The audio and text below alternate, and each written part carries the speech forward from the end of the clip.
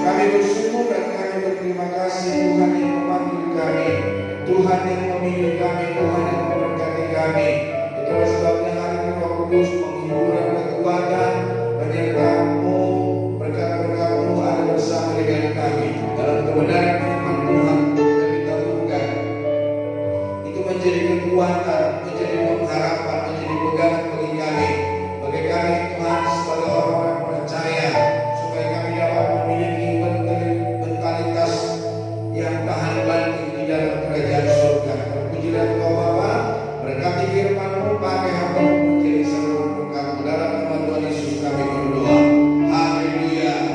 Amin. Amin. Silakan duduk Bapak Ibu Saudara. Selamat sore, shalom. Shalom. Apa kabar? Baik semua ya. Oke, hari ini kita akan belajar kebenaran firman Tuhan, yaitu mentalitas tahan banting. Jadi Bapak Ibu Saudara, firman Tuhan ingin mengajari kita supaya kita memiliki mentalitas tahan banting.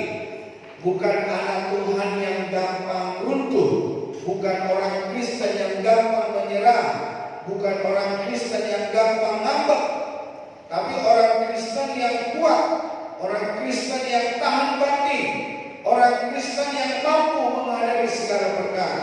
Karena memang di dalam dunia ini, saudara, kita banyak masalah, kita banyak persoalan. Tidak ada seorang pun di dalam hidup kita bahwa kita ini adalah orang-orang yang tidak punya masalah. Ada yang tidak punya masalah hari ini?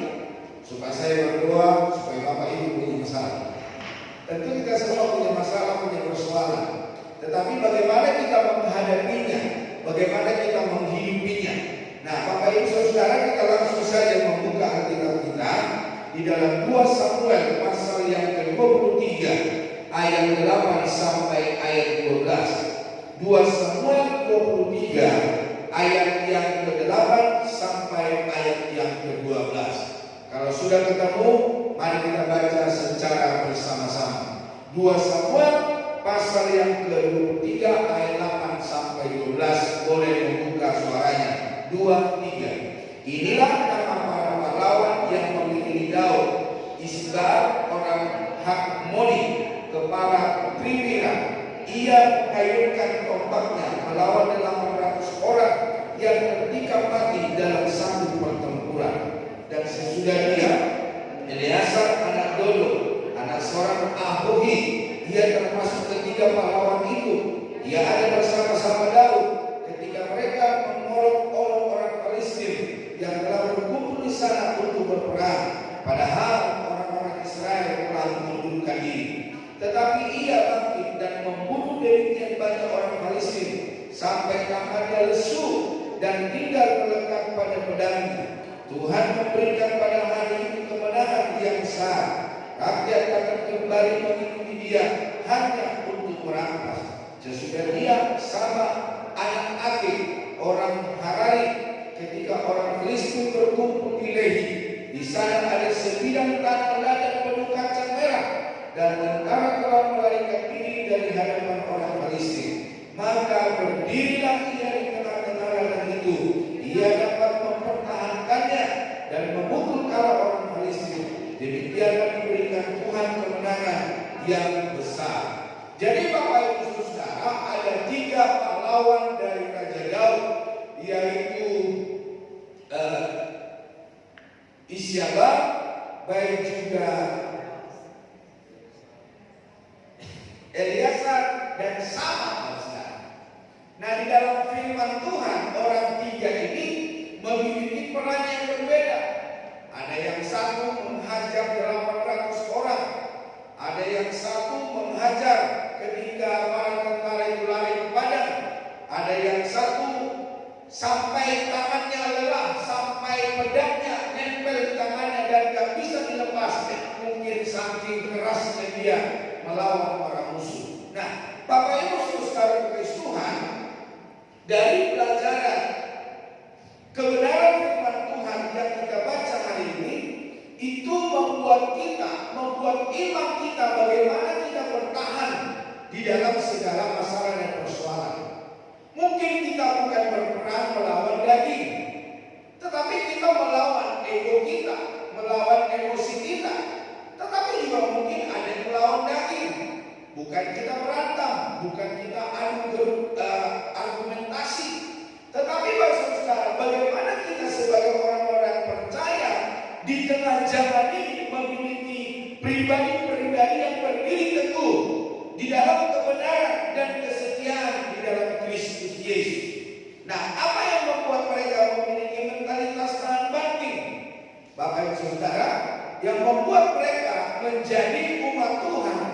bertahan bangkit yang pertama belajar gigi. Bilang dulu kiri kanannya, ayo belajar gigi.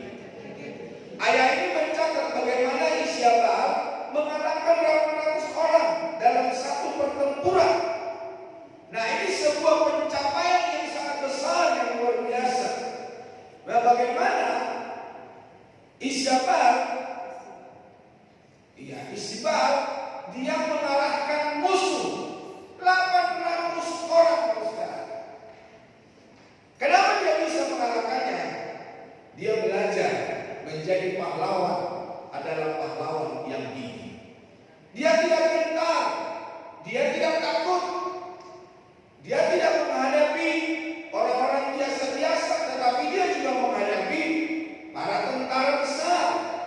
Nah, Bapak Ibu saudara-saudara berkasih Tuhan, orang yang tinggi memiliki keberanian dalam menghadapi tantangan. Bahkan ketika tantangan itu adalah hal yang besar di depannya. Jadi Bapak saudara berkasih Tuhan, orang gigih itu tidak takut, orang gigih itu tidak menyerah, orang gigih itu tidak lesu, namun dia akan meraih segala apa yang Tuhan ingin diraih di dalam hidupnya. Dalam kehidupan rohani, tantangan bisa melelahkan, tetapi orang yang ini tidak berhenti hanya karena sulit. Orang yang ini tidak hanya berdiam oleh karena dia melihat kekurangannya, tetapi dia terus berjalan dalam kekuatan Tuhan. Kemenangannya menjadi kesaksian bagi pihak lain. Kemenangannya menjadi kesaksian bagi generasi penerus. Nah, kegigihan dalam Alkitab merujuk pada ketekunan dan semangat juang dalam menghadapi tantangan. Jadi hari ini mari kita memiliki semangat juang. Ayo bilang dulu dengan semangat, semangat, semangat. Apapun yang menjadi masalah persoalan kita hari ini, persoalan ekonomi, persoalan rumah tangga, persoalan jodoh, persoalan pasangan hidup, persoalan keturunan, persoalan pekerjaan, apalagi hidup sesuatu yang mau menikah, masalah dana, masalah keluarga, apa saja yang menjadi masalah dalam hidup kita.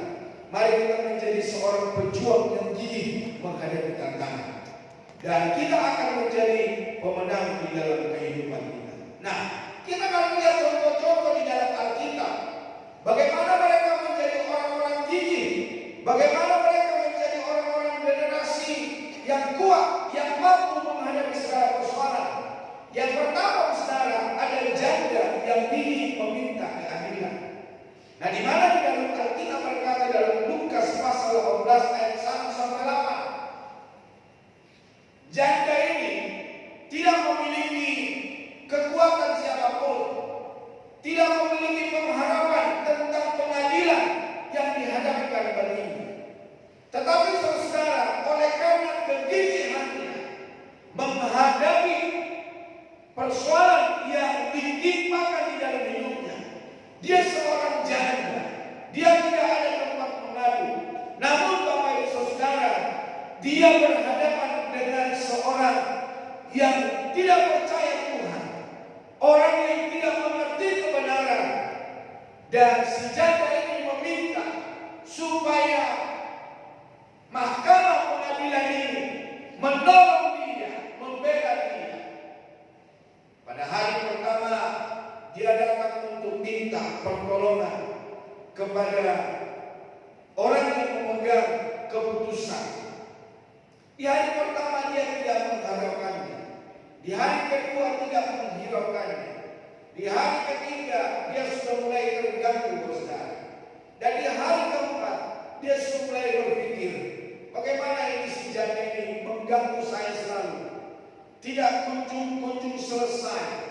Dan di hari kelima, mungkin di minggu kelima, mungkin di bulan kelima, namun saudara Tuhan, ada sebuah jawaban yang diperoleh oleh si janda ini.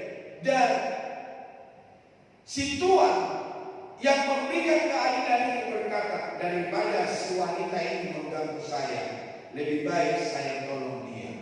Ini adalah suatu bukti sebuah kegigihan. Ketika kita bertahan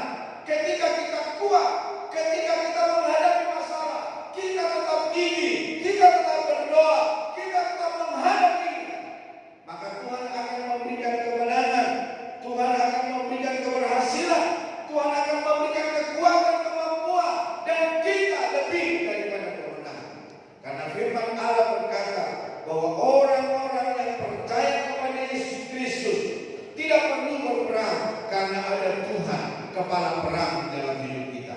Di dalam Injil Lukas pasal yang ke-18 ayat 1 sampai ayat yang ke-8 itu, firman Allah berkata bahwa Yesus mengatakan suatu perumpamaan kepada mereka untuk menegaskan bahwa mereka harus selalu berdoa dengan tidak jemu-jemu, harus selalu berdoa dengan setia, harus selalu berdoa siang dan malam dengan mengharapkan belas kasihan Tuhan. Katanya, dalam sebuah kota ada seorang hakim yang tidak takut akan Allah dan tidak menghormati seorang pun.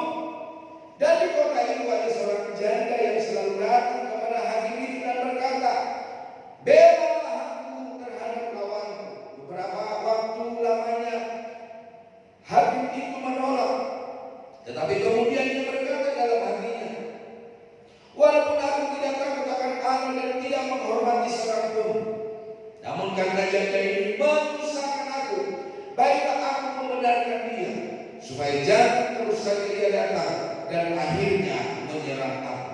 Kata Tuhan, camkanlah apa yang dikatakan hakim yang zalim itu. Tidakkah Allah akan membenarkan orang-orang pilihannya yang siang malam berseru kepadanya? Dan adakah ia mengulur-ulur waktu sebelum menolong mereka? Aku berkata kepadamu, ia akan segera membenarkan mereka. Akan tetapi jika anak manusia berkata, adakah ia mendapati iman di bumi? Tuhan Yesus memberikan sebuah perumpamaan dengan seorang hakim yang lain yang tidak takut Allah, yang tidak takut sama siapapun. Namun ada seorang janda yang selalu mengganggu dia, seorang janda yang selalu minta tolong supaya dia membela haknya janda itu. Tetapi ia berkata, daripada aku gak bisa tidur, daripada aku gak bisa mengerjakan pekerjaanku, lebih baik saya tolong dia. Yesus berkata, demikian halnya kita di hadapan Allah. Apakah Allah yang mengulur-ulur waktu? Apakah Allah yang menutup telinga? Apakah Allah yang menutup mata di dalam persoalan kita? Kalau hari ini setiap kita yang hadir ada masalah dan persoalan, ingatlah Bapak dan Saudara, Tuhan sedang menguji kita, Tuhan sedang memproses kita, Tuhan sedang mau menjadikan kita menjadi umat yang setia. Percayalah Bapak dan Saudara, Tuhan kita bukan Tuhan yang tuli, Tuhan kita bukan Tuhan yang budak, Tuhan kita bukan Tuhan yang mati. Namun firman Allah berkata, matanya sepasang dari surga menatapmu dan menatapmu, sambil dia berkata, apa yang dapat kuperbuat kepada mereka. Itulah sebabnya Bapak Ibu Saudara, marilah kita seperti janda yang tak jemu-jemu untuk memohon dan meminta. Demikian halnya di dalam masalah persoalan yang diperhadapkan bagi kita. Ketika kita tetap kuat dan kita tetap bertahan, kita tetap mengandalkan Tuhan, kita tetap berseru kepada Tuhan, Dia Allah yang menolong dan membela kita. Jadi Bapak Ibu Saudara, tetaplah menjadi seorang Kristen yang gigih di dalam menghadapi segala masalah dan persoalan. Bapak Ibu Saudara, yang kedua ini adalah Yakub yang bergulat dengan Allah, yaitu ada di dalam Kejadian pasal yang ke-32, di mana di dalam firman Tuhan dikatakan di dalam ayat yang ke-22 sampai ayat yang ke-32. Kejadian 32 ayat 22 sampai 32. Demikian firman Tuhan. Pada malam itu Yakub bangun dan ia membawa kedua istrinya, kedua budaknya perempuan dan ke-11 anaknya, dan menyeberang di tempat penyeberangan sungai Yabok. Sesudah ia menyeberangkan mereka, ia menyeberangkan juga segala miliknya. Lalu tinggallah Yakub seorang diri, dan seorang laki-laki bergulat dengan dia sampai fajar mengisi. Ketika orang itu melihat bahwa ia tidak dapat mengalahkannya, ia memukul sendi pangkal paha Yakub.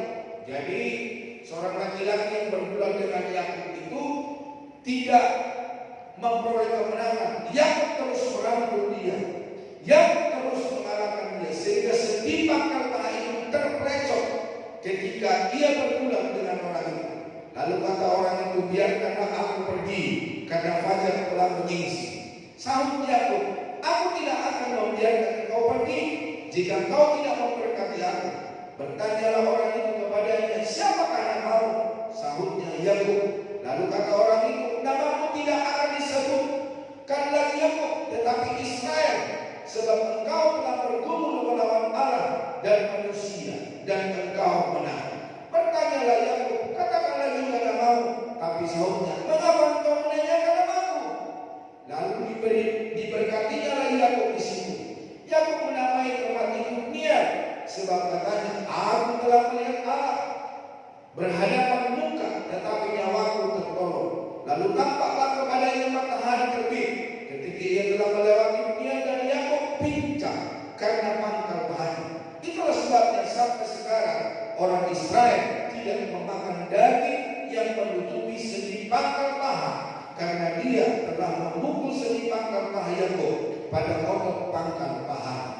Jadi Bapak Ibu Saudara, dari kisah yang kita baca tentang Yakub, dia tidak mau melepaskan laki-laki itu yang disebut dalam firman Allah. Dia adalah Allah, dia Allah laki-laki. Namun di dalam firman Allah berkata, dia tidak mau melepaskan dia. Yakub gigih, Yakub tetap bertahan, dan dia berkata, aku tidak mau melepaskan engkau sebelum engkau memberkati aku. Jadi Bapak Ibu Saudara, di dalam segala pergumulan, dalam segala doa dan harapan kita kepada Tuhan, adakah yang kita perlukan hari ini? Sudah berapa lama kita berdoa? Sudah berapa lama kita berharap? Sudah berapa lama kita berseru? Sudah berapa lama kita mengadu kepada Tuhan? Adakah Tuhan menjawab Bapak Ibu Saudara? Atau mungkin Bapak Ibu masih kurang teguh, masih kurang serius? Atau Bapak Ibu berdoa hanya sambil lalu, tidak memberikan waktu kepada Tuhan, tidak mengerang kepada Tuhan, tidak menangis di hadapan Tuhan? Hampir rasanya dalam hidup ini air mata sudah habis oleh karena berdoa sesuatu yang belum dijawab oleh Tuhan. Tetapi firman Tuhan berkata, pertolongan Tuhan itu pasti adanya. Dia akan menjawab kita, ya. Dia menjawab kita, tunggu dulu. Atau Tuhan juga tidak akan menjawab kita, karena itu tidak sesuatu yang baik buat masa depan kita. Jadi Bapak Ibu Saudara, tetaplah gigih, tetaplah teguh, tetaplah berseru kepada Tuhan, karena seruanmu kepada Tuhan tidak akan sia-sia. Tuhan akan menolong, Tuhan akan membela. Tuhan itu penuh kasih dan penuh sayang terhadap setiap umat yang berharap kepadanya. Bapak Ibu Saudara, kita akan melihat yang ketiga, yaitu perempuan Siro Fenisia yang gigih. Bapak Ibu Saudara, ada yang tahu perempuan Siro Fenisia yang gigih? Waktu aku belajar firman Tuhan ini, saya baru dengar ternyata ada perempuan Siro Fenisia yang bergumul, yang minta pertolongan Tuhan. Nah, di dalam Markus pasal 7, Markus pasal 7 ayat yang ke-24, Markus pasal yang ke-7. Sudah ketemu? Kok tadi saya cuma saya doang yang baca? Coba buka dulu Markus pasal yang ke-7, ayat yang ke-24 sampai ayat 30. Ayat 24 sampai 30. Di sini dikatakan apa? Lalu Yesus berangkat dari situ dan pergi ke daerah Tirus. Ia masuk ke sebuah rumah dan tidak mau bahwa ada orang yang mengetahuinya. Tetapi kedatangannya tidak dapat dirahasiakan. Malah seorang ibu yang anaknya perempuan kerasukan roh jahat segera mendengar tentang dia, lalu datang dan bersyukur di hadapan kakinya. Perempuan itu seorang Yunani bangsa Siro Fenisia. Ia memohon kepada Yesus untuk mengusir setan itu dari anaknya. Lalu Yesus berkata kepadanya, biarlah anak-anak kenyang dahulu, sebab tidak patut mengambil roti yang disediakan bagi anak-anak dan melemparkannya kepada anjing. Tetapi perempuan itu menjawab, benar Tuhan, tetapi anjing yang di bawah meja juga makan remah-remah yang dijatuhkan anak-anak. Maka kata Yesus kepada perempuan itu, karena kata-katamu itu, pergilah sekarang, sebab setan itu sudah keluar dari anak. Perempuan itu pulang ke rumahnya, lalu didapatinya anaknya itu berbaring di tempat tidur tertidur, sedang setan itu sudah keluar. Jadi Bapak Ibu Saudara, tanpa Yesus datang ke tempat orang Sirofenisia itu, ketika imannya ditujukan kepada Yesus, pulanglah, karena setan itu sudah pergi dari Allah. Bukan seperti kisah-kisah. Kata coba cek dulu Bapak Saudara, adakah setan hingga di hidup saudara? Apakah tidur malam ada hotel bintang 5, ada bantal guling di situ, sehingga setan tidur bersama saudara? Tidak, Bapak Saudara. Setan akan takut kepada orang yang percaya kepada Kristus. Iblis akan takut kepada kita. Itulah sebabnya Bapak Ibu Saudara, jangan takut. Kalau ada orang kerasukan setan, kamu jangan takut. Percayalah bahwa ada Roh Kudus bersamamu, ada Tuhan bersama dengan saudara. Ketika ada tetangga saudara minta tolong untuk mendoakan, doakan saja. Masalah orang itu dilepaskan, itu adalah urusan Tuhan. Tetapi saya tidak percaya ketika Bapak Ibu mendoakannya, jangan bilang begini, ya saya tolong dulu gembala saya. Bapak Ibu juga saudara-saudara punya kuasa, Bapak Ibu punya kemampuan. Setiap kita yang percaya kepada Yesus Kristus, Tuhan memberikan kuasa. Tapi kalau kamu takut, telepon juga saya, Pak. Bapak Ibu Saudara, kamu takut. Ketika Bapak Ibu mendoakan dia, dia akan teriak, Bapak Ibu ke sini, panas, panas, jangan mendekat. Jangan karena dia bilang panas, panas, jangan mendekat, terus kamu menjauh, saudara. Seharusnya kita semakin mendekat, seharusnya kita makin menumpangkan tangan, mendoakan dia, mengusir setan yang ada di dalam hidupnya. Bapak Ibu Saudara berkaitan dalam firman Allah yang berkata, Guru, Tuhan, tolonglah anakku sedang kerasukan setan.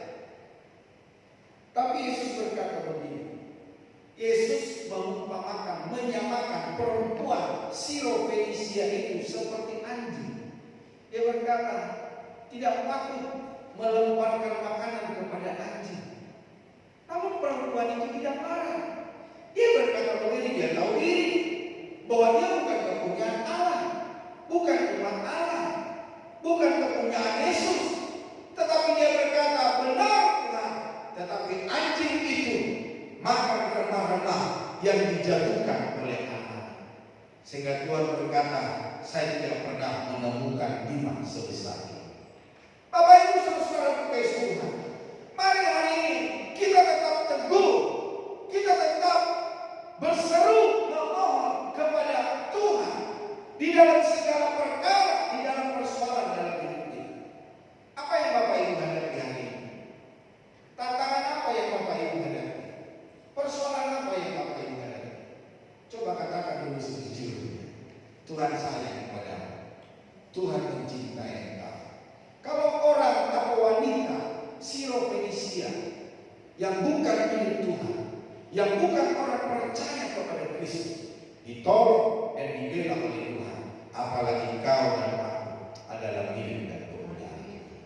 Bapak Ibu Saudara berkaitan Tuhan, berbahagialah kita menjadi orang yang percaya kepada Yesus, karena kita memiliki kepastian keselamatan, kepastian pertolongan, kepastian pendampingan, kepastian penghiburan. Apapun yang kita hadapi, Tuhan akan menolong dan membela kita. Yang berikutnya, saudara, yang keberapa? Yang ketiga ya. Yang ketiga tentang Rasul Paulus. Rasul Paulus dikenal dengan kegigihannya dalam memberitakan Injil. Bahkan dalam penderitaan dan penganiayaan itu tersurat di dalam 2 Korintus. Coba lihat di dalam 2 Korintus pasal yang ke-11 ayat yang ke-23 sampai 29. Di dalam firman Allah berkata, apakah mereka melayani Kristus? Aku berkata seperti orang gila. Aku lebih lagi, aku lebih banyak bercerita, lebih sering di dalam penjara, didera di luar batas, kerap kali dalam bahaya maut. 5 kali aku disesat orang Yahudi, setiap kali 40 kurang 1 pukulan. 3 kali aku didera, 1 kali aku dilempari dengan batu. 3 kali aku mengalami karang-kapal. Sehari semalam aku terkatung-katung di tengah laut. Dalam perjalananku aku sering diancam bahaya banjir dan bahaya penyamun. Bahaya dari pihak orang-orang Yahudi dan dari pihak orang-orang bukan Yahudi. Bahaya di kota, bahaya di padang gurun, bahaya di tengah laut, dan bahaya dari pihak saudara-saudara palsu. Aku banyak berjerih lelah dan bekerja berat. Kerap kali aku tidak tidur, aku lapar dan dahaga. Kerap kali aku berpuasa kedinginan dan tanpa pakaian. Dan dengan tidak menyebut banyak hal lain lagi, urusanku sehari-hari, yaitu untuk memelihara semua jemaat-jemaat. Jika ada orang merasa lemah, tidakkah aku turut merasa lemah? Jika ada orang tersandung, tidakkah hatiku hancur oleh duka cita? Bapak Ibu Saudara, apa yang Bapak Ibu alami selama mengikut Tuhan? Adakah Bapak Ibu tidak bisa tidur? Oh, saya tidak bisa tidur karena saya kekenyangan, Pak. Oh, saya tidak bisa tidur karena baru minum kopi 5 gelas lagi, Pak. Oh, saya tidak bisa tidur, Pak. Banyak nyamuk di rumah saya. Banyak semut menggigit saya. Mungkin tidak bisa tidur, tapi adakah hal yang lain yang menimpa Bapak Ibu Saudara? Adakah banjir menimpamu? Mungkin kita di Balikpapan, rumah kita nggak kena banjir ya. Tapi kebanjiran yang kita alami bukan karena kita menyampaikan firman Tuhan. Kebanjiran yang kita alami ya semua mengalami banjir, Saudara. Tetapi Rasul Paulus ketika dia memberitakan firman Allah, ada banyak hal yang menimpa hidupnya. Tetapi apakah dia menyerah? Tidak, Saudara. Dia tetap teguh. Dia tetap maju berperang. Dia tetap melawan keegoisannya. Dia tetap melawan segala kelemahannya. Dia berkata, aku mampu bersama-sama dengan Tuhan. Hari ini, Saudara, segala sesuatu yang kita kerjakan di dalam hidup kita, ketika ada tantangan, ketika ada rintangan, ketika ada hal yang menimpa hidup kita, percaya, berserulah tetap kepada Tuhan. Sekali lagi, apa yang menimpa hidup? Persoalan apa yang mengganggu hidup? Persoalan suami kan? Persoalan istri kan?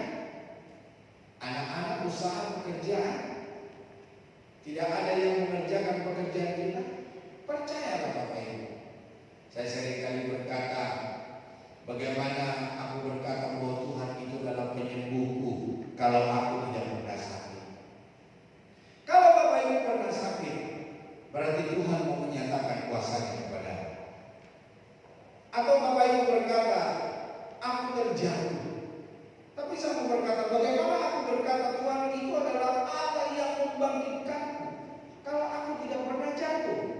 Kalau Bapak Ibu pernah jatuh, Tuhan mau menyatakan kuasanya kepada Anda. Apapun yang kau alami, apapun yang kau kerjakan, apa yang diperhadapkan di dalam hidupmu, semua itu adalah rancangan Tuhan, ada kehendak Tuhan yang ingin terjadi di dalam hidupmu. Itulah sebabnya tetaplah kuat. Bilang dulu kiri kanannya, tetap kuat bro. Tetap kuat. Tepuk dulu pundaknya supaya dia bangun. Tetap kuat. Haleluya. Haleluya. Ada di dalam firman Tuhan yang tidak saya tulis, saudara, yaitu tentang Petrus dan Yohanes. Ketika mereka dihalangi untuk memberitakan firman Tuhan, para mahkamah agama, orang-orang penting di Yerusalem saat itu menangkap mereka, mengintimidasi mereka dan berkata, kamu jangan memberitakan itu lagi. Kamu jangan menyerukan bahwa Yesus Kristus, juru selamat yang mati, dibunuh oleh orang Yahudi. Tapi Petrus dan Yohanes berkata, kami lebih takut kepada Tuhan daripada kami takut kepada manusia. Jadi Bapak Ibu Saudara-saudara Tuhan, ada banyak hal, ada banyak kisah di dalam Alkitab untuk kita dapat tiru, untuk dapat kita menguatkan iman dan percaya kita bahwa kita tidak perlu menyerah karena Tuhan akan memberikan pertolongan. Yang ketiga dan yang terakhir, pemusik boleh maju ke depan. Belajar tunduk dan taat. Belajar tunduk dan taat di dalam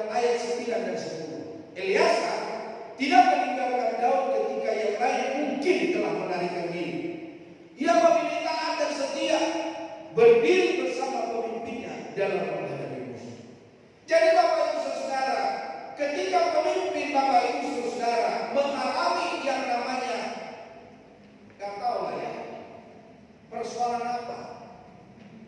Apakah dia jatuh di dalam dosa perzinahan? Apakah dia jatuh oleh karena dosa pencurian? Apakah dia jatuh atau dijatuhkan orang? Bukan apa yang dikerjakan, tetapi ada orang yang memperkatakan kata-kata yang tidak pernah dilakukannya. Firman Allah mengajari kita supaya kita tetap mendampingi para pemimpin kita, supaya kita tetap mendampingi orang-orang yang berkepentingan. Bapak Ibu saudara Tuhan, bukan berarti kalau kita dampingi yang salah, terus kita juga yang salah.